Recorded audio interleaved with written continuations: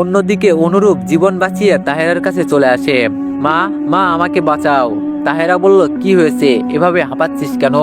সবকিছু আমাকে খুলে বল। এরপর অনুরূপ তাহেরাকে সবকিছু খুলে বললে তাহেরা কষে একটি থাপ্পড় দিয়ে বলে, ছি ছি ছি, তুই আমার ছেলে, ভাবতেই ঘৃণা লাগতেছে আমার।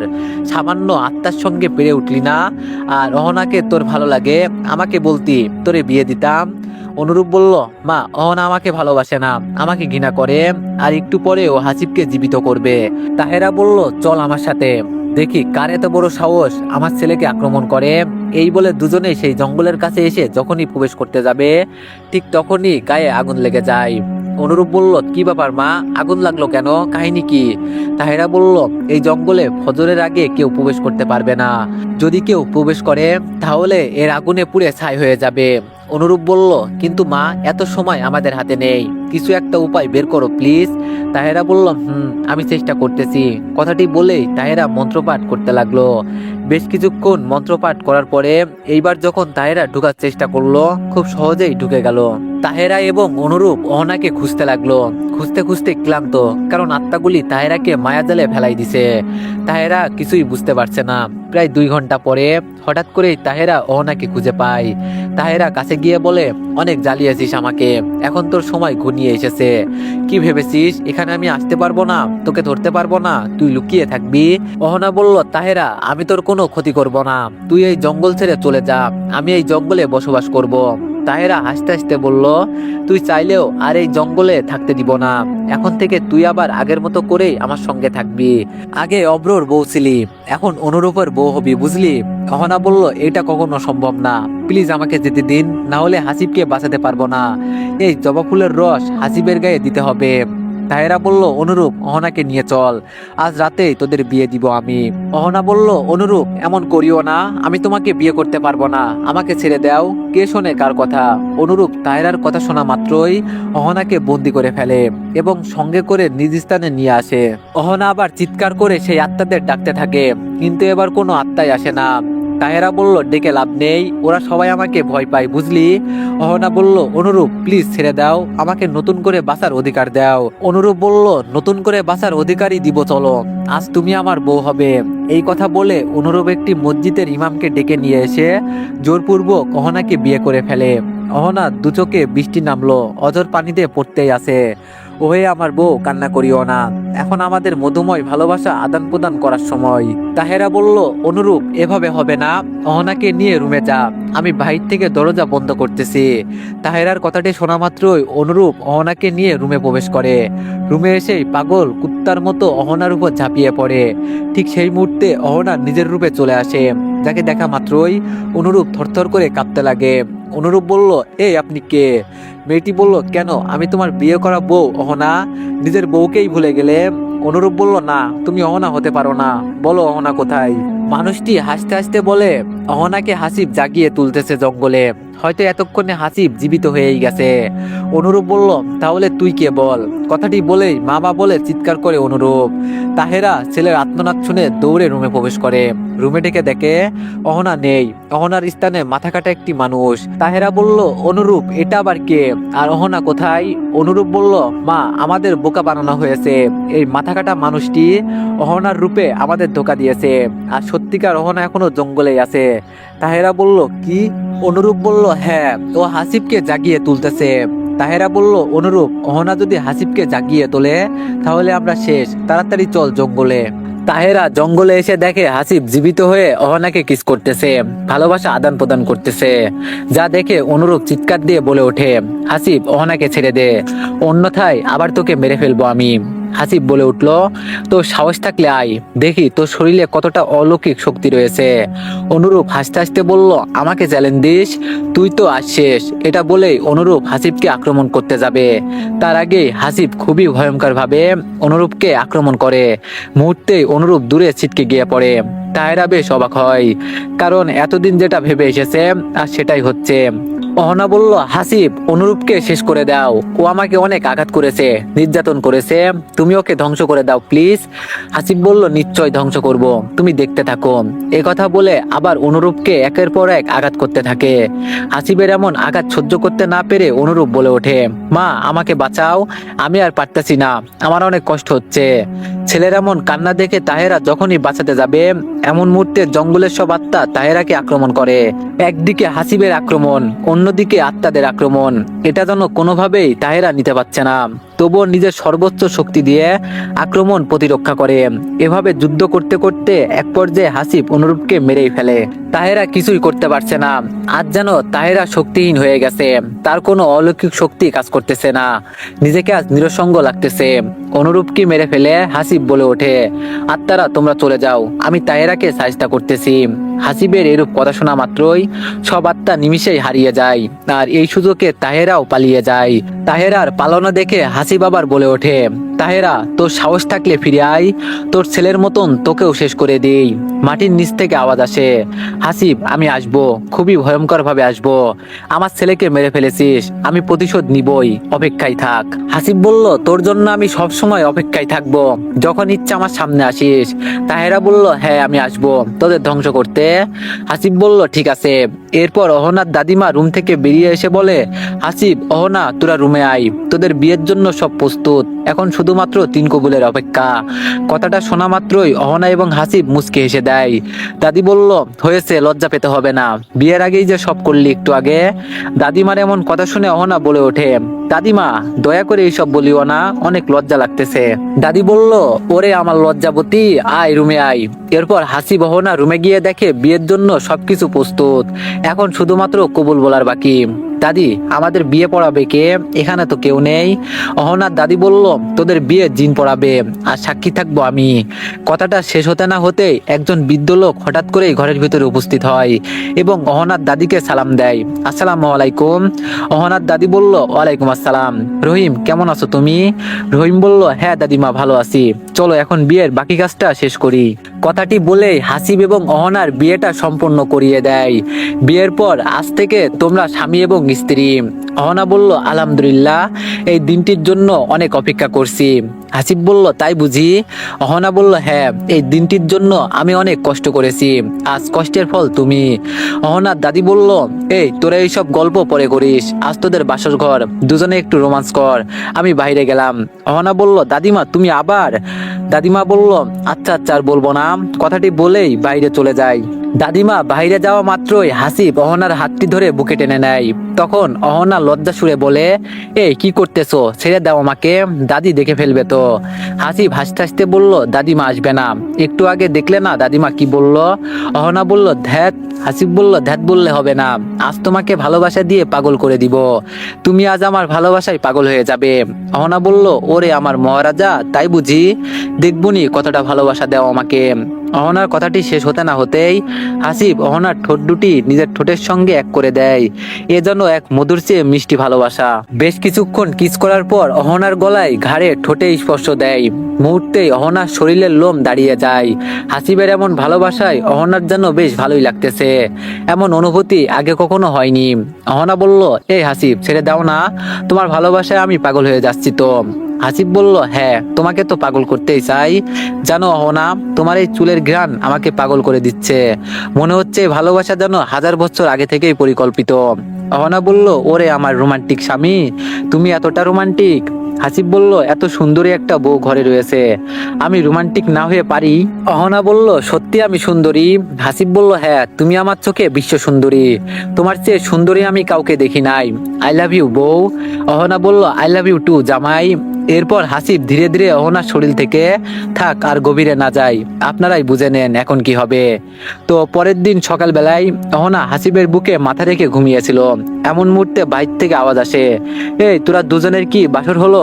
নাকি এখনো চলতেছে? অহনা বলে ওঠে, দাদি উঠতেছি, 10 মিনিটের মধ্যে আর একটু অপেক্ষা করো। অহনার দাদি বলল, হ্যাঁ উঠে পড় তাড়াতাড়ি, এখন যে অনেক দায়িত্ব তোদের। প্রায় 10 মিনিট পর অহনা এবং হাসিব রুমের দরজা খোলা মাত্রই অহনার দাদি 2 গ্লাস রক্ত খেতে দেয় দুজনকে। মুহূর্তে অহনা প্রশ্ন করে, দাদি এইসব কি? আমাদের রক্ত খাইতে দিচ্ছ কেন? অহনার দাদি বলল, বেশি কথা বলিস না, রক্তটুকু খেয়ে নে, এর কারণ অন্য দিন বলবো। অহনা বলল, এখন বলো না প্লিজ। অহনার দাদি বলল, বেশি কথা বলিস না, তোকে যেটা বলছি সেটা কর, তাড়াতাড়ি খেয়ে নে দুজনে। দাদির কথায় হাসিব ও অহনা দুজনেই রক্ত খেয়ে নেয়। রক্ত খাওয়ার কিছুক্ষণ পরে অহনা অনুভব করলো তার শরীরে অপরিকল্পিতভাবে কিছু পাখা গজাচ্ছে। এই সম্পর্কে দাদিকে বললে দাদি বলে, শোন, এটা হচ্ছে 275 বছর পুরনো একটি মৃত পরীর রক্ত। এখন তোদের শরীরে পরীর মতো পাখা গজাবে। তোরা যদি কখনো সমস্যায় পড়িস তাহলে খুব সহজেই উড়ে উড়ে পালিয়ে আসতে পারবি, বুঝলি? অহনা বলল, সত্যি বলতেছো দাদি? আমি এবং হাসিব পরীর মতো উঠতে পারবো? অহনার দাদি বলল, হ্যাঁ অবশ্যই পারবি। ভেবেছিলাম তোর বাবা এবং মাকে এই রক্ত খাওয়াবো, কিন্তু তার আগেই তাহেরা তোর বাবা মাকে শেষ করলো। অহনা বলল, তুমি চিন্তা করো না দাদি, আমি সবাইকে বাঁচাবো, সঙ্গে তোমাকেও। এই জঙ্গলের হাত থেকে মুক্তি করবো ইনশাল্লাহ, তুমি শুধুমাত্র অপেক্ষা করো। অহনার দাদি বলল, জানি তোর প্রতি আমার বিশ্বাস আছে। শোন, হাসিবকে নিয়ে রুমের ভিতরে যা, আর সারাদিন সারা রাত তোদের শরীরে অনেক পরিবর্তন হবে। অহনা বলল, ঠিক আছে। অহনার দাদি বলল, আমি এক স্থানে গেলাম, তোরা দুজনে কিন্তু একটু সাবধানে থাকিস, তাইরা যে কোনো সময় আসতে পারে। পাশ থেকে হাসিব বলে উঠলো, দাদি তুমি চিন্তা করিও না, আমি আছি, তাহেরা আমাদের কিচ্ছু করতে পারবে না। আচ্ছা এখন তুমি কোথায় যাবে? অহনার দাদি বলল, এখন বলবো না, কাল সকালে এইসব কিছু বলবো, তোরা ঘরের ভিতরে যা, না হলে সূর্যের আলোতে সমস্যা হবে। অহনা বলল, হ্যাঁ দাদি যাচ্ছি। এরপর হাসিব এবং অহনা রুমে এসে শুয়ে থাকে। এভাবে বেশ কিছুক্ষণ শুয়ে থাকার পর হঠাৎ হাসিবের শরীরে প্রচন্ড ব্যথা শুরু হয়, এ যেন মৃত্যুর থেকেও ভয়ঙ্কর। হাসিব বলল, অহনা আমি আর পারতাছি না, আমার শরীর প্রচন্ড পরিমাণে ব্যথা করতেছে, এই কষ্ট সহ্য হচ্ছে না। অহনা বলল, জান একটু কষ্ট করো, সবকিছু ভালো হয়ে যাবে।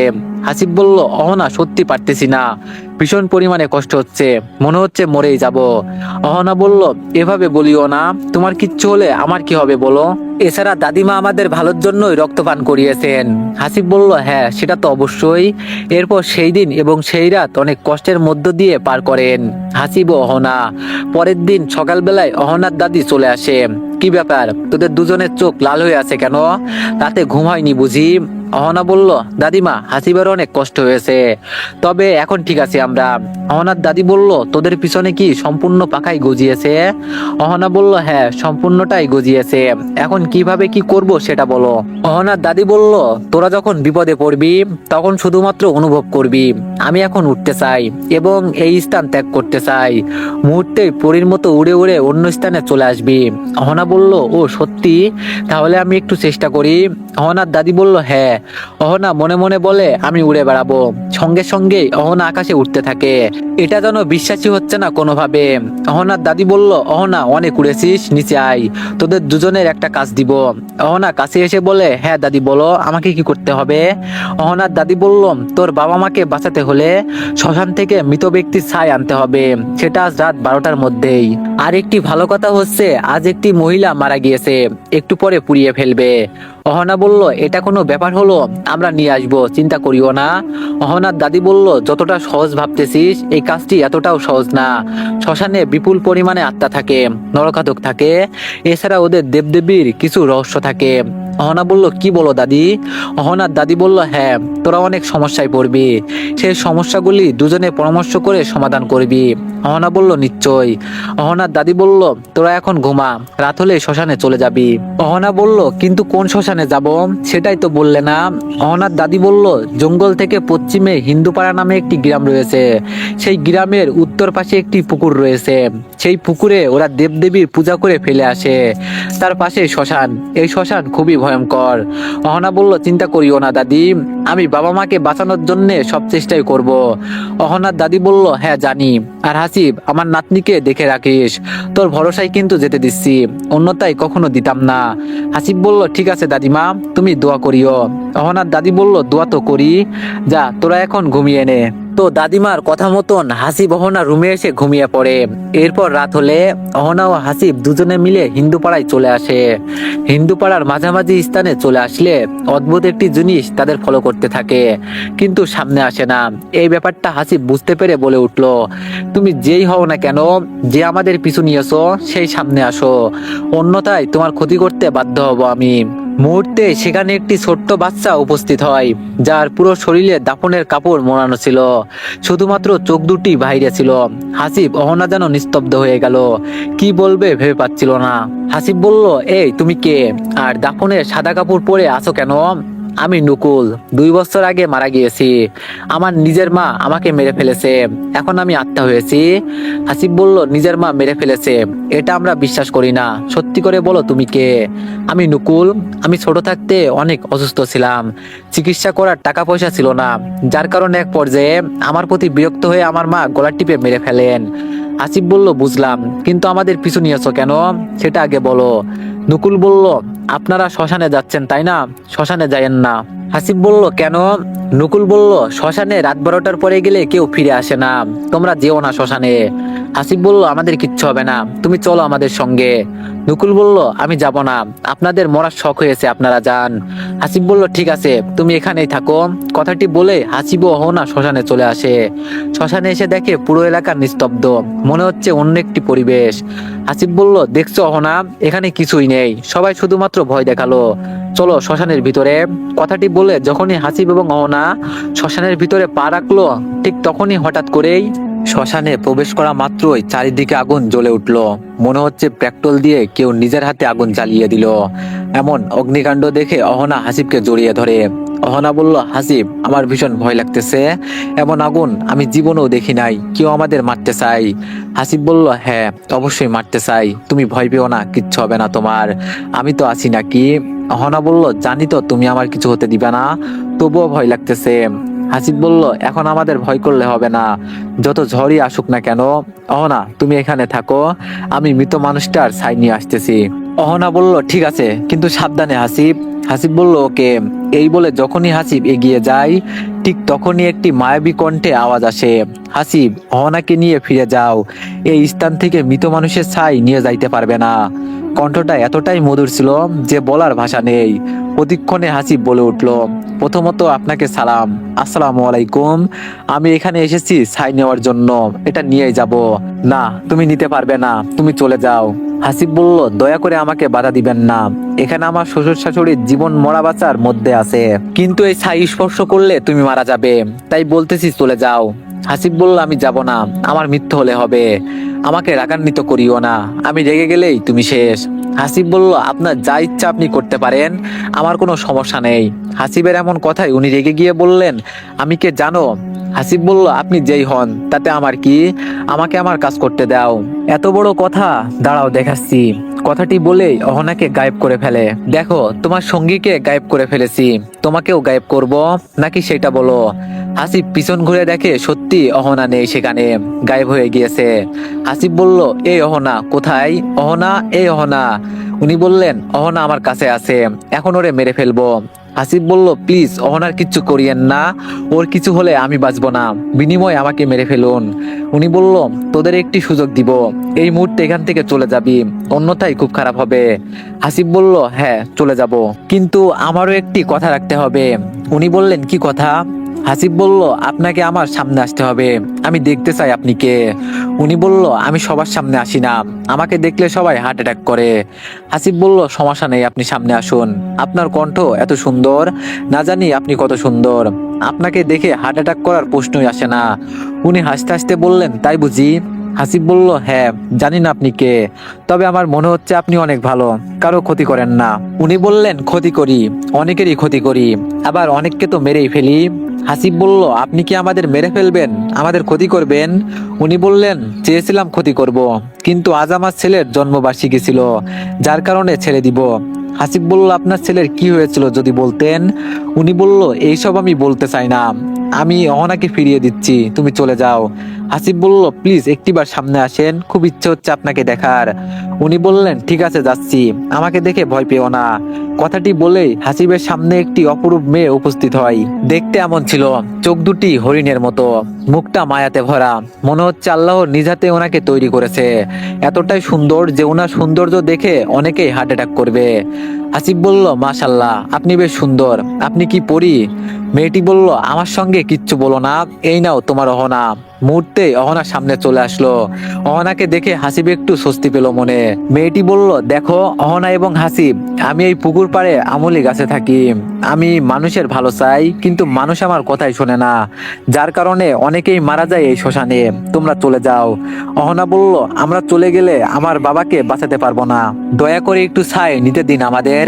মেয়েটি বলল, তোমরা ছাই নেওয়া মাত্রই চারপাশে অনেক খারাপ আত্মা চলে আসবে, তখন পালানোর উপায় পাবে না, মারা যাবে। অহনা বলল, সমস্যা নেই, আমরা রাজি। মৃত্যু আসলে একসঙ্গে মারা যাব, বাঁচলে একসঙ্গেই বাঁচবো। মেয়েটি বলল, ঠিক আছে, তোমাদের যেটা ভালো লাগে করতে পারো, পরবর্তীতে আমাকে দায়ী করিও না, আমি গেলাম। কথাটি বলেই উনি হঠাৎ উধাও হলেন। চলে যাওয়ার পর হাসিব অহনাকে বলল, অহনা ভয় পেও না, আমরা লড়াই করবো একসঙ্গে।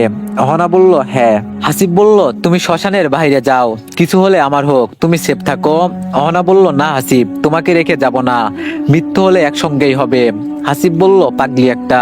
অহনা বলল, হ্যাঁ, তোমার পাগলি। এভাবে বেশ কিছুক্ষণ খুনসুটি করার পর হাসিব এক মুঠো ছাই হাতে নেওয়া মাত্রই চারিদিকে মানুষরূপী রাক্ষস উপস্থিত হয়। মনে হচ্ছে কত বছর কিছু খায়নি, অনাহারে আছে। রাক্ষসগুলো আক্রমণ করার সঙ্গেই হাসিব এবং অহনা নিজেদের ক্ষমতা দিয়ে তাদের আটকানোর চেষ্টা করে, কিন্তু কোনোভাবেই পেরে ওঠে না। সবশেষে অহনা বলে, হাসিব চলো, পরি হয়ে পালিয়ে যাই, তখন ওরা আমাদের ধরতে পারবে না। যেমন কথা ঠিক তেমন কাজ। দুজনই পরি হয়ে পালানোর চেষ্টা করলে অজানা একটি শক্তি তাদের শ্মশান পার হতে দেয় না, বারবার উড়ে গেলেও সেই শ্মশানেই ফিরে আসে। এমন কাহিনীতে অহনা হাসিব বেশ আশ্চর্য হয়, কি করবে ভেবে পাচ্ছে না। দুজনেই ক্লান্ত হয়ে যখন শ্মশানে গড়াগড়ি খাচ্ছিল, তখন মানুষরূপী নরখাদকগুলি তাদের দিকে ধেয়ে আসতেছিল।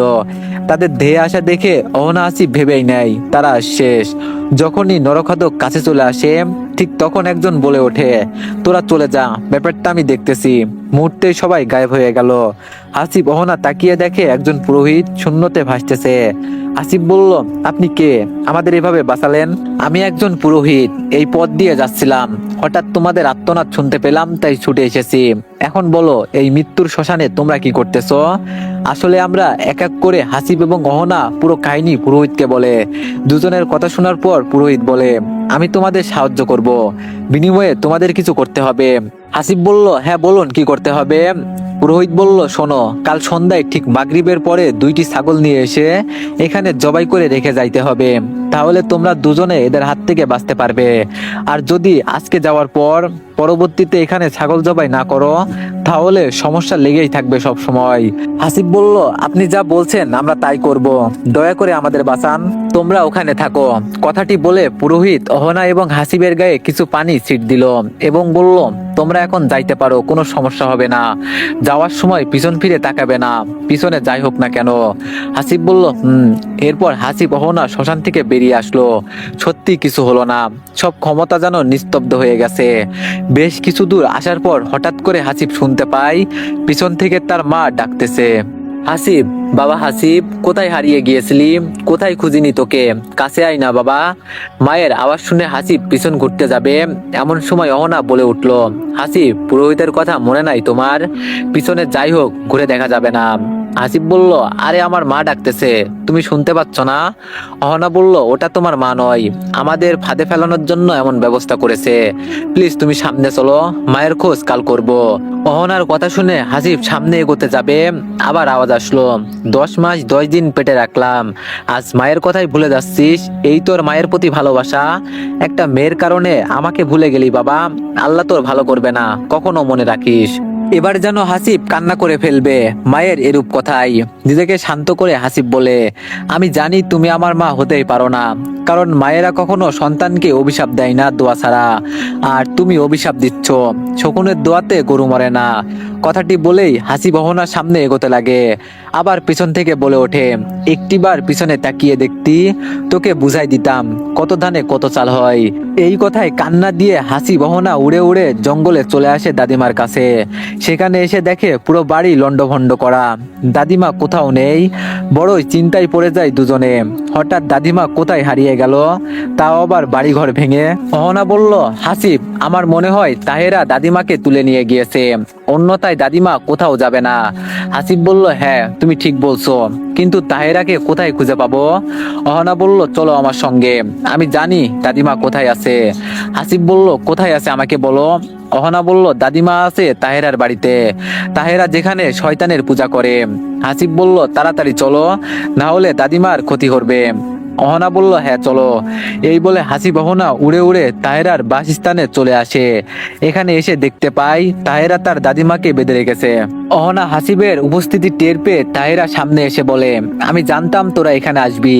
হাসিব বলল, হ্যাঁ, তোকে আমরা শেষ করার জন্য এসেছি, এইবার কোনোভাবেই পালাতে পারবি না। তাহেরা হাসতে হাসতে বলে, তোদের স্থান না এটা, এটা হচ্ছে আমার স্থান।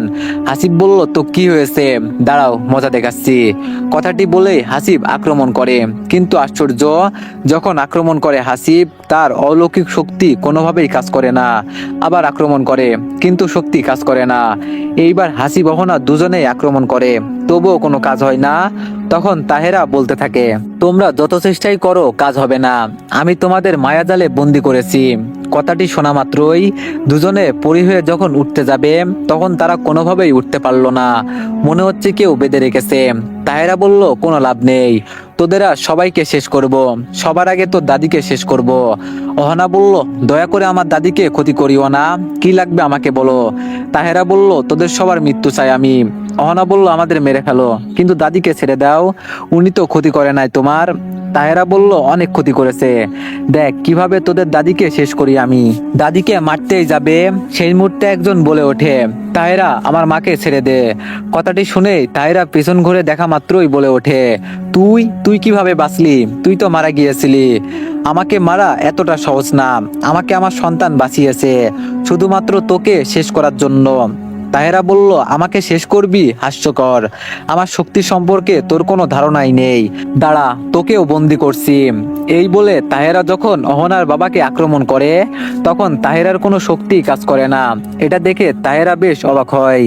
তখন অহনার বাবা বলল, তুই যতই আক্রমণ করিস না কেন, আমাকে আর শেষ করতে পারবি না। অহনার বাবার কথা শুনে তাহেরা খুব বেশি রাগান্বিত হয়ে আবার আক্রমণ করে, কিন্তু কোনো লাভ হয় না। এইবার যেন তাহেরা বলে উঠল, আমার শক্তি তোর শরীরে কাজ করছে না কেন? অহনার বাবা বলল, তোর কোনো শক্তি কাজ করবে না। তো আপনারা হয়তো অনেকেই ভাবতে পারেন অহনার বাবা কিভাবে ফিরে আসলো, তাহলে শোনেন। হাসিব এবং অহনা মৃত মানুষের ছাই নিয়ে এসে ওর বাবার কঙ্কালের উপর দেয়। পরক্ষণে অহনার বাবাও ধীরে ধীরে শক্তিশালী হয়ে মানুষ রূপে ফিরে আসেন। এরপর অহনার বাবা তার অলৌকিক ক্ষমতার সাহায্যে তাহেরাকে মুহূর্তের ভিতরেই বন্দি করে ফেলে, যা দেখে সবাই বেশ আশ্চর্য হয়, এত শক্তি কোথায় পেল? তাহেরাকে বন্দি করে অহনার বাবা বলে, অহনা, হাসিব, তোদের দাদিকে সাহায্য করো, আমি তাহেরাকে দেখতেছি। অহনা বলল, ঠিক আছে বাবা। এই বলে হাসিব এবং অহনা দাদিমাকে সাহায্য করে। তাহেরা বলল, দেখ রহিম, আমাকে ছেড়ে দে, ভালো হওয়ার একটি সুযোগ দে, আমি খারাপ, এর জন্য তোদের সাথে খারাপই করেছি, তোরা তো ভালো, আমাকে ক্ষমা কর। অহনার বাবা বলল, ক্ষমা করব সেটাও আবার তোকে, হাস্যকর, তোকে ক্ষমা করলে এই সবান আমাকে ক্ষমা করবে না, আমার মৃত বউ আমাকে ক্ষমা করবে না, বুঝলি, তোকে আমি নিজের হাতে মেরে ফেলবো। তাহেরা বলল, প্লিজ রহিম, আমাকে ক্ষমা কর, কথা দিচ্ছি আমি অনেক দূরে চলে যাব, কখনো তোদের সামনে আসবো না। অহনার বাবা বলল, তোকে আমি শেষ করবই, একটু ধৈর্য ধর। তাহেরা বলল, তোর দুটি পায়ে পড়ি, আমাকে ক্ষমা কর। অহনার দাদি বলল, না বাবা, ক্ষমা করবি না, ওর জন্য আমাদের সব শেষ হয়ে গেছে। অহনা বলল, হ্যাঁ বাবা, শেষ করে দাও, আমাদের সুখের সংসার শেষ করেছে। মেয়ে এবং মায়ের কথা শুনে রহিম নিজের অলৌকিক শক্তি ব্যবহার করে তাহেরার মাথা দ্বিখণ্ড করে দেয়। মুহূর্তেই সব নিস্তব্ধ হয়ে গেল। তাহেরা ভাবতেই পারিনি এভাবে তার মৃত্যু হবে, সত্যি অপরিকল্পিত। তাহেরার মৃত্যুর পর হাসিব, অহনা, ওর দাদি এবং বাবা সবাই মিলে নিজেদের সেই পরিত্যক্ত বাড়িতে রওনা দেয়। আর সবাই বেশ খুশি, শত্রু চিরতরের জন্য মারা গিয়েছে। সবাই চলে যাওয়ার পর হঠাৎ একটি মেয়ে এসে তাহেরার লাশ নিয়ে অজানা একটি স্থানে চলে যায়। আর এখানে গল্পটি সিজন 1 শেষ হয়ে যায়। তো এভরিওয়ান, আত্মার মুক্তি গল্পটি অনেক ধৈর্য সহকারে শোনার জন্য আপনাদের অনেক অনেক ধন্যবাদ। আর আপনাদের অপেক্ষা করানোর জন্য আমি অনেক অনেক দুঃখিত। আর গল্পটি কেমন হয়েছে সবাই একটু কমেন্টে জানাবেন। আর তোমরা যারা এরকম গল্প শুনতে চাও তারা আমার ফেসবুক পেজটি ফলো দিতে পারো। আমার ফেসবুক পেজের লিংক আমার টিকটক আইডির বায়োতে দেওয়া আছে। তোমরা যে সবাই ফলো দিয়ে আসো। ধন্যবাদ।